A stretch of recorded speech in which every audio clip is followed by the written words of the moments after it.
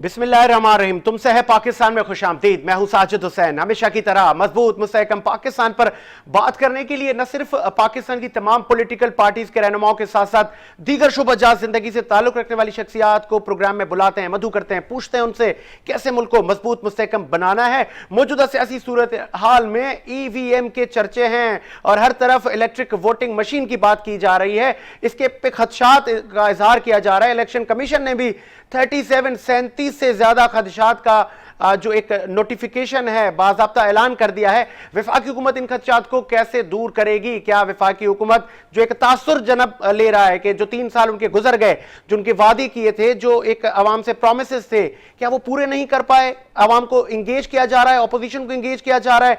और हम पड़ोस में जब हम देखते हैं तो पंजशीर पे, अफगानिस्तान के पंजशीर सूबे में जो हालात हुए, पाकिस्तान के लिए जहर उगलता हुआ में नजर आया। भारतीय मीडिया इन तमाम चीजों पर बात करेंगे। इस वक्त हमें ज्वाइन किया है पाकिस्तान पीपल्स पार्टी के सीनियर पॉलिटिशियन और बिजनेस कम्युनिटी की मोतबर शख्सियत मिर्जा इख्तियार बेग साहब। बेग साहब, आप सुन सकते हैं? जी हाँ, जी हाँ, बहुत शुक्रिया आपने टाइम दिया। सर, मौजूदा सियासी सूरत हाल में सबसे पहले मैं बात करूंगा, पाकिस्तान पीपल्स पार्टी के चेयरमैन बिलावल भुट्टो जरदारी पंजाब में डेरे डाल चुके हैं। ऐसा महसूस हो रहा है कि आप वफाकी हुकूमत को टफ टाइम नहीं बल्कि ऑपोजिशन की जमातों को टफ टाइम दे रहे हैं। कहां, मतलब क्या पॉलिसी है? कहीं बैकडोर रवाबित तो नहीं हो गए पाकिस्तान पीपल्स पार्टी के? लेकिन बैकडोर रवाबित तो नहीं, लेकिन 3 साल की कारकर्दगी के बाद और 22 साल से पीटीआई ने जो दिखाने शुरू किए थे, उनकी जो ताबीर जो है जब लोगों को नहीं मिली है तो फ्रस्ट्रेशन होके अब हम पागल क़यादत ढूंढ रहे हैं। और आपने ये देखा कि बहुत बड़े बड़े नाम, जनरल कादिर बलूच साहब, जहरी साहब, जो फॉर्मर चीफ मिनिस्टर थे बलूचिस्तान के, ये मिनिस्टर थे वफाकी कादिर बलूच साहब, ये सब लोग पीपीपी को ज्वाइन कर रहे हैं। बलूचिस्तान में भी और पंजाब में भी इसी तरह का एक तासुर नजर आ रहा है। तो ये चीज बाइस फिक्र है पीटीआई के लिए कि 3 साल के बाद जब अब मजीद उनके पास कुछ उड़न नहीं है और लोगों में फ्रस्ट्रेशन आ गया है, तो वो दूसरी पार्टी में टिकट के लिए अब ज्वाइन कर रहे हैं ताकि इलेक्शन में कहा जा रहा है कि 1 साल पहले शायद हो। तो मतलब मैं जहां तक समझ सका हूं बेग साहब, आपका ये कहना है कि पंजाब में जिस तरह अब आप फाल हो गए तो पंजाब की भी कुछ शख्सियात रवाबित में हैं, कुछ शमूलियतें होनी है वहां से भी? जी हाँ, वहां पे बिल्कुल रवाबित में है। आपके जो जहांगीर तरीन साहब के इनडायरेक्ट लोग हमें अप्रोच कर रहे हैं क्योंकि वो बहुत फ्रस्ट्रेटेड हैं। जो वादे किए गए थे वो कुछ नहीं हुए और उनका एक अच्छा ग्रुप है। इसी तरह और भी 86 लोग हैं जिनसे मुख्तलिफ वादे किए गए थे, जुनूबी आपके सूबे के और वगैरह। ये सब वो चीजें हैं जिन्होंने लोगों ने 3 साल इंतजार करने के बाद अब फकार से मायूसू के साथ वो कहते हैं कि नहीं जी, इन तिलों में तेल नहीं है। अब हमें उस सियासी जमात को देखना है जिनको अभी हमने आजमाया नहीं है इस सिलसिले के लिए, यानी जनूबी पंजाब के सूबे के सिलसिले में। अच्छा बेग साहब, आप एक बड़ी सॉरी फॉर इंटरप्ट। बेग साहब, आप मंझे हुए पॉलिटिशियन हैं, मुख्तलिफ अदवार आपने सियासत के देखे हैं। इलेक्ट्रिक वोटिंग मशीन वफाकी हुकूमत बहुत नजर आ रहा है, उनका इंटरेस्ट बहुत है। क्या ऑपोजिशन की जमातों के बगैर क्या जनरल इलेक्शन अपकमिंग इस मशीन से हो सकता है, आपको नजर आ रहा है? देखिए, सबसे पहली चीज तो साजिद ये है कि ये वोटिंग मशीन इख्तियार और प्रोग्रेटिव है इलेक्शन कमीशन का। ठीक है, ये इलेक्शन कमीशन को पेश करनी चाहिए थी मुख्तलिफ सियासी जमातों में, पार्लियामेंट में, और जहां जहां भी वो इसके आप समझते हैं कि रेलेवेंस बनता है, और इलेक्शन कमीशन को फिर उसके ऊपर राय दी जाती, उस पर अगर तहफुजात बतलाए जाते, अगर उस पर इत्मीनान है तो इत्मीनान का इज़हार किया जाता। लेकिन ये इस तरह से नहीं हो रहा है। ये एक डिपार्टमेंट है मिनिस्ट्री ऑफ साइंस का, जिसने ये मशीन बनाई है, वो डिपार्टमेंट आके इसकी सेल कर रहा है, इसकी मार्केटिंग कर रहा है, तो उसके तो कोई प्रोग्रेटिव है नहीं। इलेक्शन कमीशन की जिम्मेदारी है कि वो फुल प्रूफ चीजें इसमें रखे, जिसमें रिगिंग के कुछ चांसेस न रहे, और ये इलेक्शन कमीशन की जिम्मेदारी है कि इलेक्शन को फुल प्रूफ रखे। तो वो जो चीज ठीक है यूज बेग कराएगा, साहब, उसकी ठीक है, जिम्मेदारी है उसमें वो ठीक है, सब चीजें देखना। ठीक है मिर्जा इख्तियार बेग साहब, 37 तहफुजात खदशात शो किए हैं इलेक्शन कमीशन ऑफ पाकिस्तान ने इस ईवीएम को लेकर, लेकिन ये जो हुकूमत जिस तरह मुख्तलिफ हलकों में एक आवाज आ रही कि शायद जिस तरह लास्ट टाइम आरटीएस सिस्टम पर इल्जामात लगे, अब ये इलेक्ट्रिक वोटिंग मशीन भी शायद मतलब इलेक्शन को मैनिपुलेट करने की ये कोई आपको लग रहा है कि कुछ है, मतलब कुछ पक रहा है अंदर से? देखिए, इसका तरीकाकार गलत है। अगर इनकी नीयतें सही हैं तो ये इलेक्शन कमीशन को ये मशीन इंट्रोड्यूस करानी चाहिए थी पूरी जिम्मेदारी के साथ, क्योंकि शफाफ इलेक्शन की जिम्मेदारी इलेक्शन कमीशन की है, मिनिस्ट्री ऑफ साइंस की नहीं है। मिनिस्ट्री ऑफ साइंस वजीर आजम के नीचे आता है। उसका एक वजीर है जो इमरान खान का, जो इसको हेड करता है। उसकी तो कोई क्रेडिबिलिटी जिम्मेदारी नहीं हो सकती। इलेक्शन कमीशन एक इम्पार्शियल इदारा है, वो उसकी जिम्मेदारी है कि वो उसमें शफाफियत को।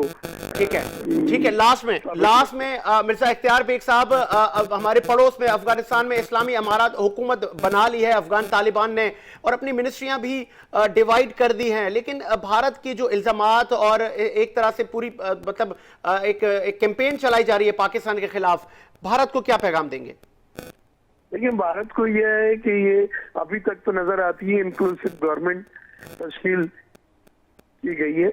इंक्लूसिव से मुराद यह है कि तमाम मुख्तलिफ जो फ्रिक्शन है, ट्राइब्स हैं, उनकी नुमाइंदगी दी गई है। और खुशी की बात जिसको मैं आपसे साजिद शेयर करूंगा वो ये है कि पश्तून की बड़ी वाज़ेह नुमाइंदगी है, 40-50%, जो हम हमेशा से कहते आए, क्योंकि पश्तून की ही ज्यादा नुमाइंदगी है अफगानिस्तान। उनकी नुमाइंदगी काबीना में नजर आनी चाहिए थी, जो अब नजर आ रही है।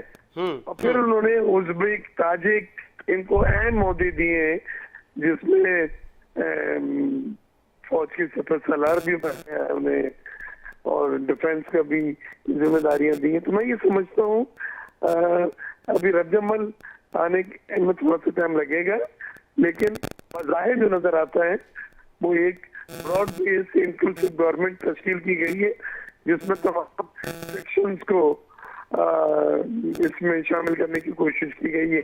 और इसको आगे कह सकते हैं कि ब्रॉड बेस्ड वेल रिप्रेजेंटेड काबीना जो है और हुकूमत जो है वो तश्कील दी गई है। अच्छा, लास्ट में मुल्ला ठीक है दुनिया का बेग साहब, लास्ट में मैं चाहूंगा कि क्योंकि आपका एक वसी एक्सपीरियंस रहा है और आप इस पे गहरी नजर है, कुछ वांटेड पर्सनालिटीज लाइक मुल्ला अब्दुल गनी जैसे, मतलब जो बाइडेन आज बहुत मायूस नजर आए और उन्होंने कहा कि इस तरह की शख्सियत को बड़े ओहदों पर फायज किया जा रहा है अफगानिस्तान में, तो ये देखकर बड़ा मुझे अफसोस हो रहा है। कहीं फ्यूचर में फिर कोई जंग या फिर कोई ऐसे इकदाम तो नहीं होंगे कोई इशू बना के?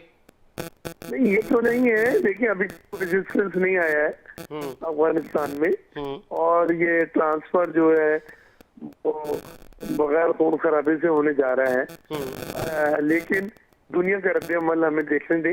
ये जो हुकूमत बनी है उसके ऊपर हमें अमेरिका की एक मुल्क की पसंद नापसंद को नहीं लेके चलना है, कि इसको लिया है या उसको नहीं लिया है। हमें ये देना है कि यूनाइटेड नेशन और दुनिया है इसको किस तरह ले रही है। क्या वो इसको एक neutral, national, broad based government के तौर पे ले रही है, जिसमें तमाम ग्रुपों की नुमाइंदगी है, तो फिर हमें नहीं फिक्र करनी चाहिए अमेरिका क्या कह रहा है।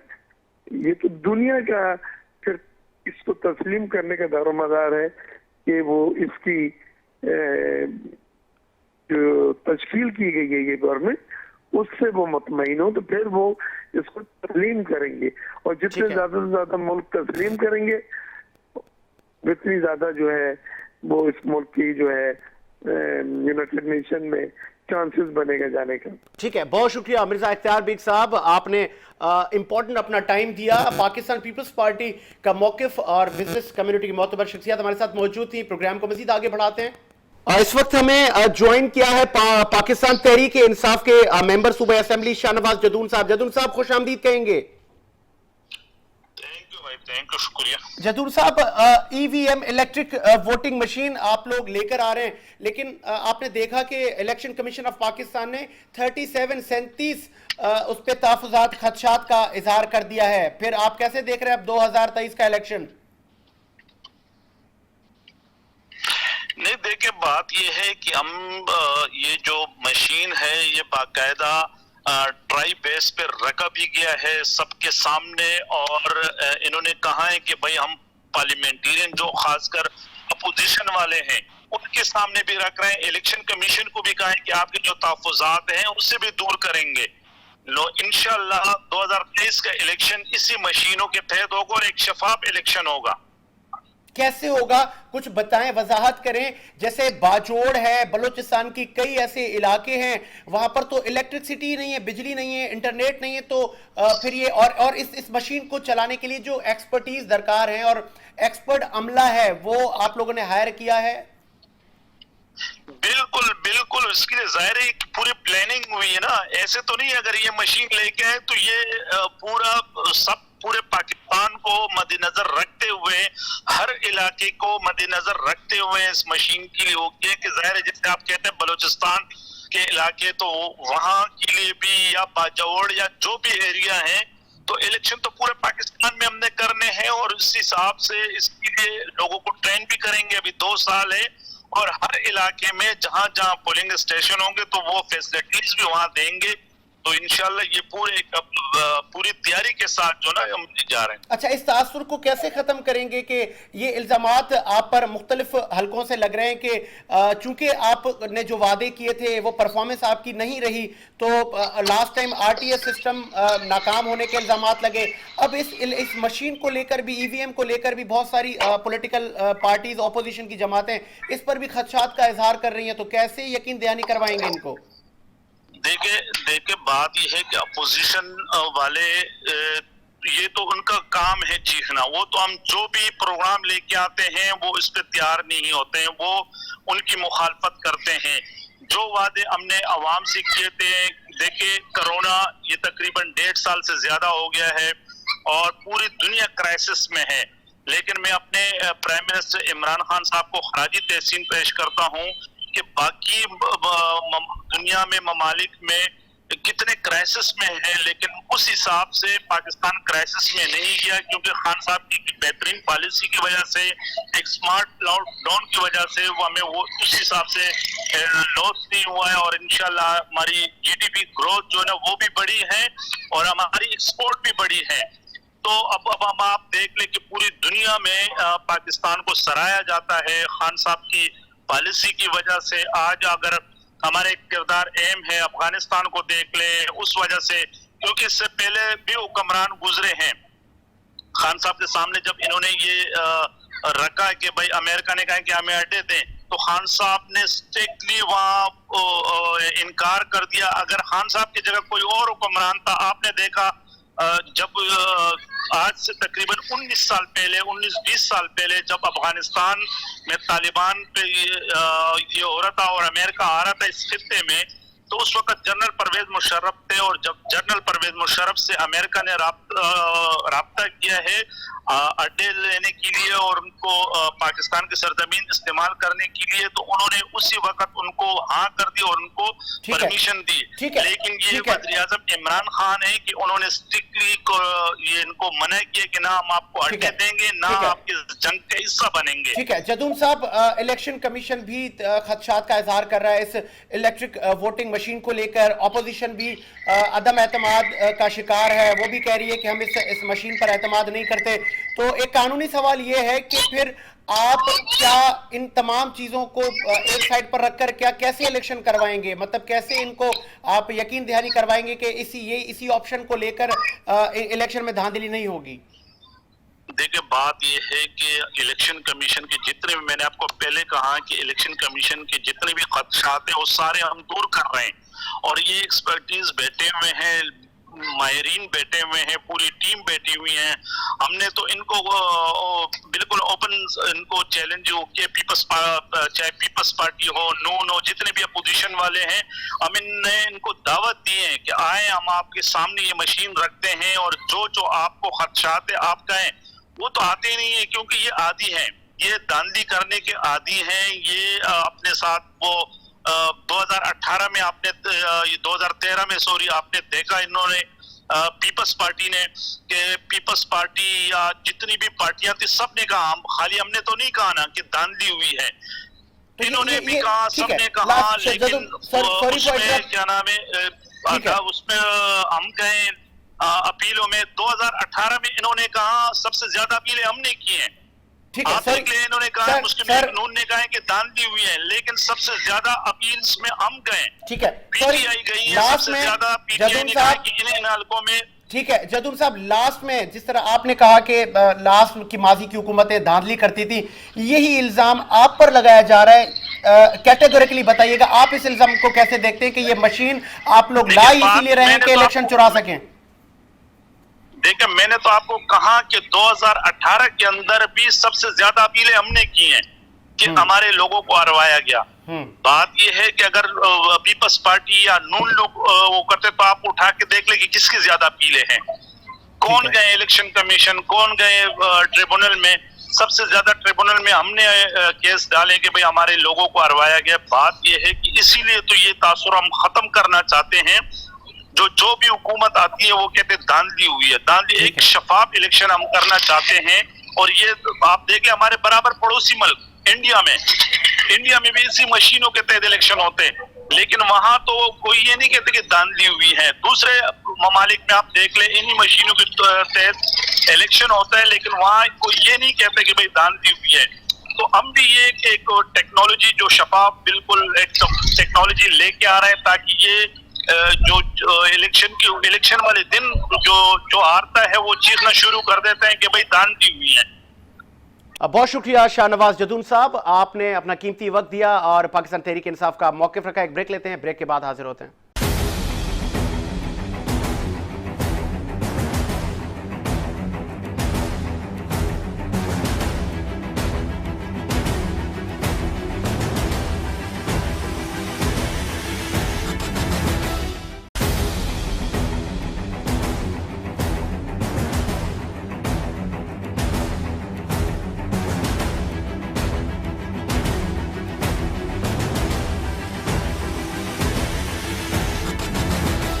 ब्रेक के बाद खुश आमदीद, प्रोग्राम को आगे बढ़ाते हैं। बहुत शुक्रिया मोहतरमा आसमा वदूद साहब, आपने टाइम दिया कि आप सुन सकती हैं। बिल्कुल। टेक्निकल टीम ऑडियो बढ़ाइएगा। अब मैडम, मौजूदा सियासी सूरत हाल में इस वक्त पाकिस्तान पीपल्स पार्टी पंजाब में डेरे डाल रही है, तो एक तासुर नहीं चाह रहा कि वफाकी हुकूमत को टफ टाइम कम और ऑपोजिशन को ज्यादा दे रही है? और क्या बैकडोर रवाबित हो गए पाकिस्तान पीपल्स पार्टी के हुकूमत के साथ? कुछ आपका तजिया क्या कहता है? ऑपोजिशन जैसे जॉइंट ऑपोजिशन ये लोग करना चाह रहे थे ना, वो तो बिल्कुल एक दीवाने का काम पहले भी था। ये एक दूसरे के डायरेक्ट कन्फ्रंटीज हैं, आर्क नेमेसिस पीपल पार्टी और नून लीग।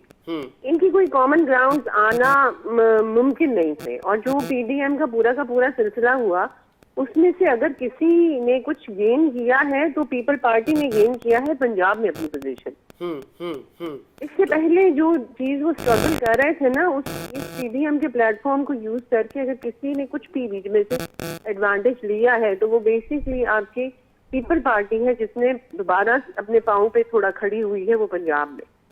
ठीक है, मतलब कोई अनहोनी बात नहीं है, ये ऐसे ही होना था। ठीक है, यहाँ तक क्लोज होना गवर्नमेंट की तरफ, गवर्नमेंट में और पीपल पार्टी में अभी भी बहुत बहुत फासला है। और उसको कम होते मैं तो इतने करीब में नहीं देख रही, क्योंकि इमरान खान साहब की सियासत बड़ी मुख्तलिफ ग्राउंड्स पे है।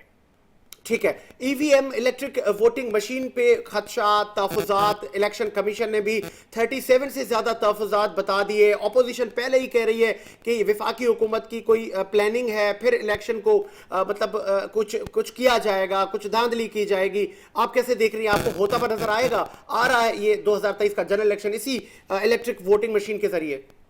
देखिए जी, 2023 में अगर ना भी हुआ ना, तो ये एक अनअवॉइडेबल सा डिसीजन है।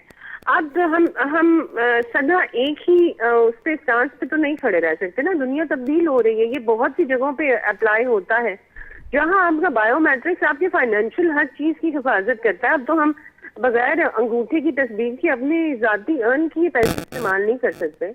तो वहां भी इस चीज को निगेट करना या अवॉइड करना मुमकिन नहीं है। 2023 में ना भी हुआ तो in the future it will be done.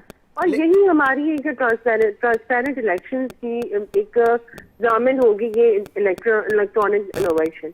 जहां तक बात है कि ये वाली मशीन हो जो तहफ़्फ़ुज़ात इलेक्शन कमीशन ने और अपोजिशन ने दिए हैं, तो कोई भी सिस्टम एक कुल टोटलिटी में नहीं आता, उसमें हमेशा रूम ऑफ इम्प्रूवमेंट होती है, गलतियां भी होती हैं, उन्हें दुरुस्त भी किया जाता है और फिर आपके पास भी ऐसा एक चीज आती है जो कि एक लार्जर ऑडियंस को सेटिस्फाई कर सके।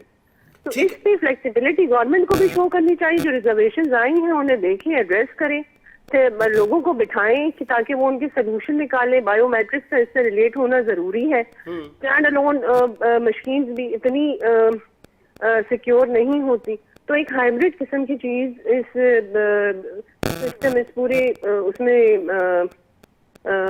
तो डेवलप करना जरूरी है। तो उसमें यह है कि एक चीज टेबल हुई है, अच्छा है, let's see where it goes, लेकिन ये इवेंचुअली इट विल हैपन। ठीक है, आपको इंटीग्रेट करना पड़ेगा। ठीक है आसमा, आप क्योंकि सीनियर एनालिस्ट है, आपको नहीं लग रहा कि वफाकी हुकूमत ने जो वादे किए थे, जो परफॉर्मेंस की बात की थी, शायद वो पूरे होते हुए नजर नहीं आ रहे या अभी तक नहीं हुए? तो ये अवाम को और अपोजिशन को एंगेज करने के लिए किया जा रहा है सब? देखिए, बेसिकली हमारा प्रॉब्लम ये है, ये आप ये इलेक्ट्रॉनिक वोटिंग के हवाले से मुझसे पूछ रहे हैं? जी बिल्कुल। देखिए, बेसिकली बात ये है कि हमारा जो सबसे बड़ा मसला है ना, कि हम कभी भी गारंटी से ये नहीं कह सकते कि इलेक्शन ट्रांसपेरेंट हुए। ये एक ऐसा प्रॉब्लम है कि जिसकी वजह से हम हमेशा 2 कदम आगे चलते हैं तो 10 कदम पीछे आ जाते हैं। ये एक नेसेसिटी है हमारे पास कि हमारे पास कोई ऐसे रिफॉर्म्स हो या ऐसी इनोवेशन हम साथ अपनी अटैच करें सिस्टम में, जहाँ पे हम ये कॉन्फिडेंस से कह सकें कि अगर इलेक्शन हुआ है तो ये रिफ्लेक्ट कर रहा है रियलिटी को। उसमें आप ये एक देखिए, ऑपोजिशन की भी इंटेंशन, मैं ये नहीं कह रही कि बैड है, मैं ये कह रही हूँ कि ऑपोजिशन की रिजर्वेशन भी इस हवाले से बिल्कुल ठीक है, उनको भी एड्रेस करना चाहिए, लेकिन गवर्नमेंट की इंटेंशन को भी हम चेक वो नहीं कर सकते। ठीक है, वैसे नहीं कर सकते। ठीक है, अगर ये बात, ये जैसे हमारी ऑपोजिशन ये थीसिस स्टेटमेंट देती है कि ये इलेक्शन इमरान खान साहब जीते ही नहीं और वो सिलेक्टेड है, तो वो तो बड़े शेकी ग्राउंड पे होने चाहिए कि अगर मैं इस तरह से बायोमेट्रिक्स और सारी चीजों को इंटीग्रेट करके कोई इलेक्शन करवा देता हूँ, फिर तो खान साहब दोबारा आ ही नहीं सकते। ठीक है, taking that leap of faith, then ठीक है, ऑपोजिशन शुड आल्सो। ठीक है, लास्ट में आसमा, पड़ोस में जिस तरह हालात चेंज हुए, इस्लामी अमारत हुकूमत बन गई, मिनिस्ट्रियां आप दी जा रही हैं, लेकिन खवातीन की अभी तक कोई इस तरह हमें नजर नहीं आई। इंक्लूसिव हुकूमत बनाने की बात हो रही थी, तो अब आपको क्या लग रहा है? जिस तरह अमेरिका भी कह रहा है कि जो वांटेड पर्सनैलिटीज थी उनको बड़े बड़े ओहदों पर अफगानिस्तान में तैनात किया जा रहा है, तो अब आपको लग रहा है कि ये जो एक कारवां है, वहां पे जो हुकूमती सेटअप है, ये लॉन्ग टर्म चलेगा या फिर खुदा न ख्वास्ता वहां पे जंगी माहौल बनेगा? देखिए, बात यह है कि अब वहां पे सिविल वॉर के चांसेस बहुत कम है, ना होने के बराबर है। ये पहली दफा है कि पूरे अफगानिस्तान में एक ही हुकूमत फिलहाल है। दूसरी बात यह है कि वो उन्होंने एक आजादी की जंग अपने लिए जीती है, और उसके मुताबिक अब ये कहना कि हमारी वांटेड लिस्ट पे है, जब आप यहाँ से रातों रात अपना बैग एंड बैगेज लेके चले गए, तो उसके बाद आपको इस किस्म की स्टेटमेंट देने का राइट नहीं रहा। They are basically victorious warriors at the moment, ठीक है? तो वो हवाला जो है ना, वो अब पीछे वो 100 साल बाद हिस्ट्री लिखी जाएगी कि वांटेड लिस्ट क्या थी और वो किस तरीके से बनी और वो क्या उनकी ठीक है एक्चुअल वैल्यू। ठीक है, लास्ट में ठीक है आसमा वदूद साहिबा, लास्ट में ठीक है, लास्ट में जिस तरह पंशीर के बाद मतलब भारत ने मतलब एक जहर फिर उगला और मनगढ़ंत इल्जामात और मनगढ़ंत वीडियोस का हवाला देकर और अवाम को मफलूज किया और पाकिस्तान की कैरेक्टर असोसिएशन पर उतरा, क्या कहेंगी आप? इंडिया के हवाले से आप बात कर रहे हैं? जी, स्पेशली भारतीय मीडिया। जी, बाहर इंडिया मीडिया तो वो एक निगरानी कैफियत में ही रहता है, और वो उसके बारे में मैं हमेशा ये कहती हूँ कि जो मीडिया अपनी गवर्नमेंट के लिए एक वॉर प्रोवोक करते, जैसे फरवरी में उन्होंने की थी, तो उस मीडिया से कोई भी सेंसिबल रिपोर्टिंग की आप उम्मीद नहीं रख सकते। जहाँ पे पाकिस्तान हम बेसिकली क्या कह रहे हैं, हम ये एडवोकेट कर रहे हैं पीस, हम एडवोकेट कर रहे हैं सस्टेनेबिलिटी, हम ये कह रहे हैं कि वहाँ की आवाम को राइट है एक अच्छी जिंदगी का, उन्हें वो राइट दिया जाए। इसके अलावा पाकिस्तान का इसमें कोई भी अभी फिलहाल हम उनकी जो गवर्नमेंट है उसके बारे में भी कमेंट आज चौधरी साहब ने नहीं दिया कि भाई let we have to think about it, हमने इस चीज को एनालाइज करना फिर हम करेंगे। कोई भी it's not like calculated by us और प्लान्ड बाय अस, हम एक ऑडियंस है, लेकिन जिस तरीके से वो लोग पड़ोसी हमारे रिएक्ट कर रहे हैं ना, उससे ऑब्वियस जाहिर होता है कि उनके बहुत से स्टेक्स थे, ठीक है, और नेगेटिव स्टेक्स थे, ठीक है, और वो स्टेक्स उनके जो है वो जाया हो गए हैं, या वो उसको प्रिजर्व नहीं कर पा रहे, इस वजह से ये हिजरानी कैफियत है उनपे। ठीक है। आप इस हद तक चले जाएं कि आप वीडियो गेम की क्लिप लगा के पाकिस्तान को बदनाम करें। कोई रैशनल थिंकिंग और कोई वहाँ पे मीडिया की रैशनल ओरिएंटेशन के लिए कोई बॉडी, कोई ऑर्गेनाइजेशन नहीं है, या ये गवर्नमेंट बैक्ड है। ये सब एक मेस्मराइजिंग सी सिचुएशन है कि एक इतना बड़ा मुल्क जो कि कहता है कि मैं बैकबोन हूँ, क्या कहते हैं, नेक्स्ट सुपर पावर हूँ मैं एशिया की, और मैं शाइनिंग इंडिया, और न जाने क्या क्या, वहाँ पे आपका मीडिया इतना मुंहजोर और इतना अनकंट्रोलेबल है कि वो कुछ भी कर सकता है और पूरी दुनिया में आपके लिए बदनामी का बायस बने। तो ये एक बहुत ही इरैशनल किस्म की अप्रोच है, या तो गवर्नमेंट की तरफ से, नहीं तो मीडिया की तरफ से डेफिनेटली। ठीक है, बहुत शुक्रिया मोहतरमा आसमा मौदूद साहिबा, आपने अपना तज्जिया दिया, बहुत शुक्रिया। सुभान साहिल साहब ने हमें ज्वाइन किया है। सुभान साहिल साहब, क्या आप सुन सकते हैं? जी जी, मैं सुन रहा हूँ। बहुत शुक्रिया सर, वफाकी हुकूमत का आप मौकिफ पेश करने के लिए आपने टाइम निकाला। स्पेशली इस वक्त एक ऑपोजिशन और इलेक्शन कमीशन दोनों ने ही ये जो आप इलेक्ट्रिक वोटिंग मशीन आप ला रहे हैं, उन्होंने कहा है कि हमें इस पे खदशात हैं, तो कैसे दूर करेंगे सर ये खदशात? देखिए, ये खदशात तो हम सबके दूर करते आ रहे हैं, और जब से हुकूमत के अंदर आए हैं, तो जब भी हम कानून साजी की तरफ जाते हैं तो इनके खदशात शुरू हो जाते।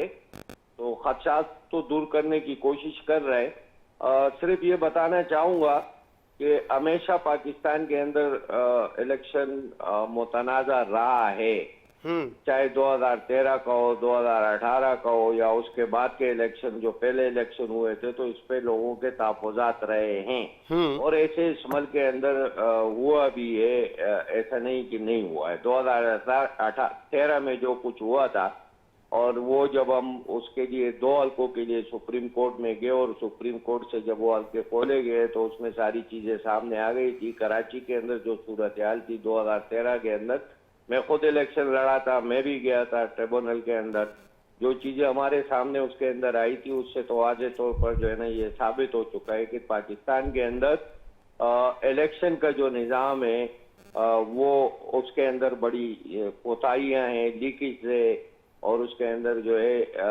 इत्मीनान भी नहीं रहता है। तो अगर किसी के भी तहफ़्फ़ुज़ात है तो यकीनन जो है वो बैठने को हम तैयार है, और अगर कोई उसके ऊपर बैठे नहीं और बात ही नहीं करे और कानून साजी की तरफ जाए नहीं, और सिर्फ खदशात और खदशात और खदशात, इनके खदशात कुछ भी नहीं। सुभान साहिल साहब, सॉरी फॉर इंटरप्ट, लेकिन आप लोग एक पिक्चर क्लियर अभी तक अवाम में नहीं है। हमारे तवज्जुह से, वीनस एचडी के तवज्जुह से आप सुभान साहिल साहब बता सकते हैं कि बलूचिस्तान, बाजोड़, बहुत सारे ऐसे इलाके वहां पे तो इलेक्ट्रिसिटी नहीं है, वहां पे इंटरनेट की सहूलत नहीं है, फिर इस मशीन को किस तरह संभाला जाएगा? 2 इसके पोर्शन है, उसमें चिप लगती है, और उसके लिए टेक्निकल स्टाफ दरकार होगा, वो कैसे होगा? कितनी मशीनों की तादाद होगी? कुछ अवाम को आगाह तो करें सर।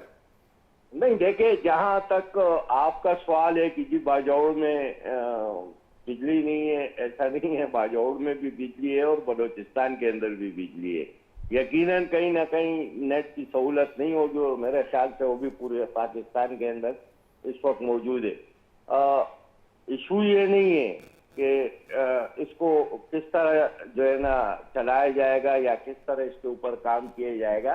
इशू ये है कि पहले इस पे बैठ के ये सबको ये गिला तो है ना इस मुल्क के अंदर, अगर मुस्लिम लीग नून और पीपल पार्टी आज भी चीख रहे कि जी इलेक्शन के अंदर जो है ना धांधली होती, और माशाल्लाह मुस्लिम लीग नून के साबिक वजीर आजम ने तो कहा कि हमें तो बड़ा तजुर्बा है इलेक्शन में धांधली कराने का।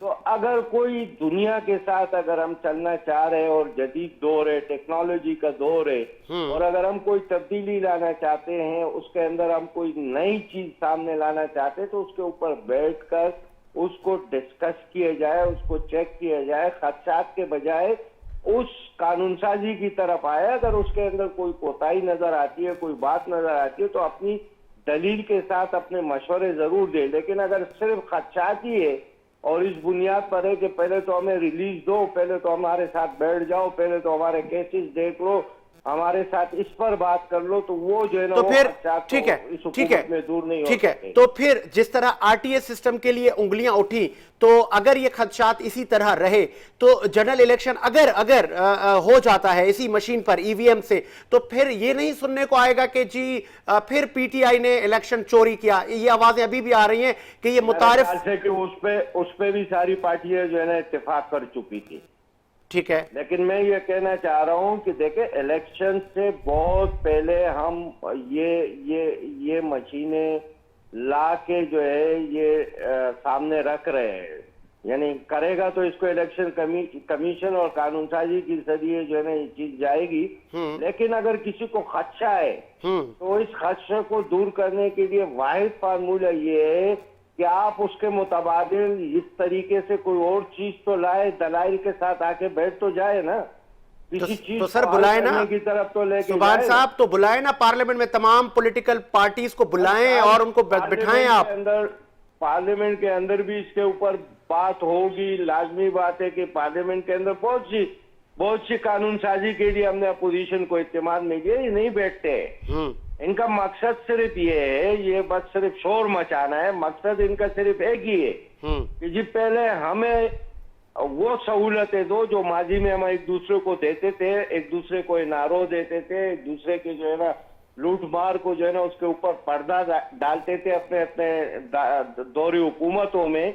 तो उस तरह बन जाओ, यानी जब नून हुकूमत के अंदर होती थी तो पीपल पार्टी को सहूलत देती थी, पीपल पार्टी अगर नून के अंदर होती और पीपल पार्टी गवर्नमेंट में होती तो नून को सहूलतें देती थी। वही उम्मीद ये हमसे रखना चाहते हैं कि पहले हमारी तरह हो जाओ, फिर हम आपके साथ बैठने ठीक है सुभान साहब, ठीक है सुभान साहब, लास्ट में कुछ सियासी मुबस्सरीन और कुछ हलकों से जो ये आवाज आ रही है कि वफाकी हुकूमत ने जो वादे दावे किए थे 3 साल हो गए, वो पूरे अभी तक नहीं हुए।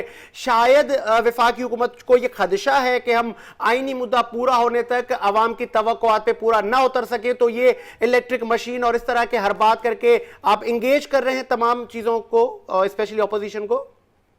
नहीं, ऐसी कोई बात नहीं है। और ना अगर अवाम किसी हवाले से हमसे नाराज होते तो फिर तो अपोजिशन के बहुत बड़े बड़े जलसे होते, रोडों पे किसान निकला होता, रोडों पे मजदूर निकले होते, रोडों पे धरने हो रहे होते हमारे खिलाफ, और सारे शहरों के अंदर जो है ना लोग रोडों पर होते।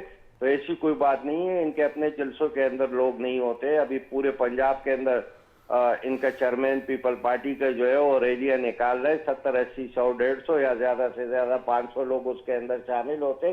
तो अगर किसी को तकलीफ होती तो यकीनन, और अगर इनके ऊपर इत्तेमाद होता तो यकीनन इनके जलसे जुलूस और ये जितने भी लाख मार्च के ऐलानात ये कर चुके थे, यकीनन वो ये कर लेते। चले लास्ट में आगे का क्या लाए अमल है पाकिस्तान तहरीक इंसाफ का? कमिंग ईयर में कितने प्रोजेक्ट अवाम तक पहुंचेंगे, अवाम को समर पहुंचेगा? देखिए, मैं आपको एक बात बता दूं कि अवाम की जो है ना अवाम के लिए बिल्कुल काम हो रहा है। पंजाब के अंदर 18वीं तरमीम के इख्तियारात हमारे पास है, हम मुकम्मल तौर पर वहां पर काम कर रहे, हेल्थ कार्ड पे काम कर रहे, एहसास प्रोग्राम के जरिए काम कर रहे, जो हमने सस्ता मकान का ऐलान किया उसके ऊपर हम काम कर रहे। इसी तरह खैबर पख्तूनख्वा के अंदर 10 लाख का जो है इंश्योरेंस कार्ड हम पूरे खैबर पख्तूनख्वा के हर शख्स को जो है दे चुके, वो सहूलतें एजुकेशन के अंदर हम तब्दीली ला चुके, खारिजा पॉलिसी हमारा आज़ादाना हो चुका है, दाखिला पॉलिसी के अंदर किसी की मुदाखलत नहीं है, और आज मुल्क इस पोजीशन पर है कि दुनिया हमारी तरफ देखती है, हमारी बात सुनती है और हमारी बात को गौर से सुनती है और उसी के ऊपर अमल दरामद करती है। तो यकीनन उस तरफ हम जा रहे हैं। जहाँ तक सन की हुकूमत है 13 साल से मुसलसल यहाँ पर, अगर यहाँ हम कुछ करना चाहे तो बीच में 18वीं तरमीम को ले आते। अगर हम जजीरों को खूबसूरत करके और उससे जो इनकम होगी वो सन गवर्नमेंट को मिलेगी, तो उसके ऊपर भी इनको तहफ़्फ़ुज़ात है, एतराज़ात है। तो हम जो भी करना चाहते हैं सन के अंदर, वो तो पीपल पार्टी के लिए जो है ना मौत है, और उसके अंदर 18वीं तरमीम जो है ना सबसे बड़ी दीवार बन चुकी है। 13 साल से मुसलसल इस सूबे के ऊपर हुकूमत कर रही है।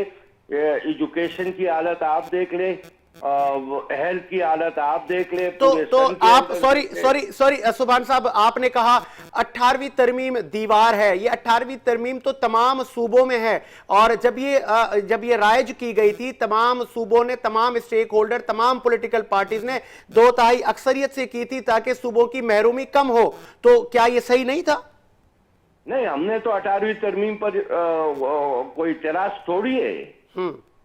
हम तो कहते हैं कि जैसे हम खैबर पख्तूनख्वा में 18वीं तरमीम, अगर वहां के सूबाई खुद मुख्तियारी आप जब ली गई थी अवामी नेशनल पार्टी के दौर में, तो उस वक्त आप लोगों की हालत देख लेते। जब सूबाई खुद मुख्तियारी दी गई थी, जब अवामी नेशनल पार्टी की गवर्नमेंट थी, जब सरदारी साहब वफाक में बैठे हुए थे, जिस वक्त सूबाई खुद मुख्तियारी खैबर पख्तूनख्वा को दी गई थी, उस वक्त आप एजुकेशन उठा लें, और उसके बाद 2013 के बाद जो है ना, आज जो है ना एजुकेशन का मयार देख ले, और वहाँ की आवाम की जिंदगी में जो है ना कितनी तब्दीली आ चुकी है। एजुकेशन के अंदर हो, चाहे वो सेहत के अंदर हो, तालीम के अंदर हो, हर शूबे के अंदर अगर वहाँ पर 18वीं तरमीम के जरिए जो है वो तरक्की हुई है। और पंजाब में भी जो 18वीं तरमीम जिस वक्त आई थी, और आज 3 साल के अंदर जो है हमने जो कुछ 18वीं तरमीम के जरिए किया है, लोगों की जिंदगी में आसानियत पैदा की है, तो मेरा गिला तो पिरसन गवर्नमेंट से कि आप 13 साल के अंदर जो है ना 18वीं तरमीम से